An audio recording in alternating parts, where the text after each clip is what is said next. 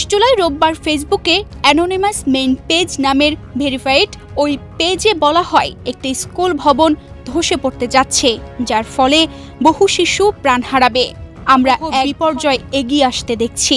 ঠিক এমন এক ফেসবুক স্ট্যাটাস এখন ঘুরে বেড়াচ্ছে সামাজিক ফেসবুকে। তার ঠিক পরের দিনই রাজধানীর উত্তরায় বিমান বিধ্বস্ত হয়। এখন পর্যন্ত 20 জনের মৃত্যুর খবর পাওয়া গেছে। এছাড়া আহত হয়েছে 70 জন। তাদের মধ্যে অনেকেই দগ্ধ অবস্থায় হাসপাতালে মর্মান্তিক এই ঘটনার পর একদিন আগে ফেসবুক পেজে দেওয়া রহস্যময় সতর্কবার্তা পোস্ট ভাইরাল হয়। বান্ডেল থাকলে প্রতি সেনমানিতে টাকা বাঁচবে। বিকাশ সেনমানি বান্ডেল কিনে জিতুন প্রতি লেনদেনে। পোস্টে আরও বলা হয় এই বিপর্যয়ের মূল কারণের অবহেলাজনিত রক্ষণাবেক্ষণের অভাব। আমরা আমাদের সর্বোচ্চ চেষ্টা করব এটি ঠেকাতে। আমি একজন স্থপতি হিসেবে এই বার্তা দিচ্ছি।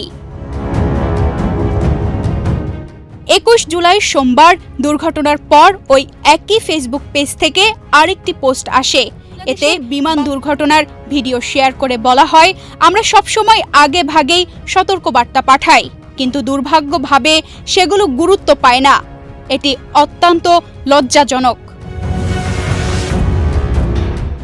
এছাড়াও পোস্টে আরও বলা হয়, বর্তমানে একের পর এক বিপর্যয় ঘটছে, তাই আমাদের বার্তাগুলো মনোযোগ দিয়ে শুনুন এবং আগে থেকেই প্রতিকার হলে ক্ষতির দায় আপনাকেই নিতে হবে।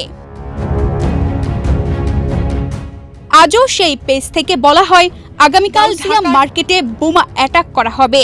কয়েক সপ্তাহের মধ্যে বাংলাদেশের বড় বোমা হামলা হবে। মূল টার্গেট হোটেল ও হাসপাতাল। পেজটির অ্যাবাউট সেকশন থেকে জানা গেছে, অ্যানোনিমাস মেইন পেজ নামের এই ভেরিফাইড পেজটি বিভিন্ন সময় নানা ধরনের আগাম সতর্কবার্তামূলক পোস্ট করে থাকে, তবে নিজেদের পরিচয় প্রকাশ করে না। পেজটি যুক্তরাষ্ট্র ও নাইজেরিয়া থেকে পরিচালিত হয় বলেও অ্যাবাউটে দেখা গেছে।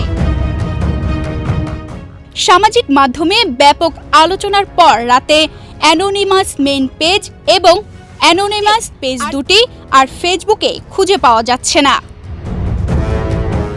তানজিদা রহমান, ইনায়া, বাংলাদেশ প্রতিদিন।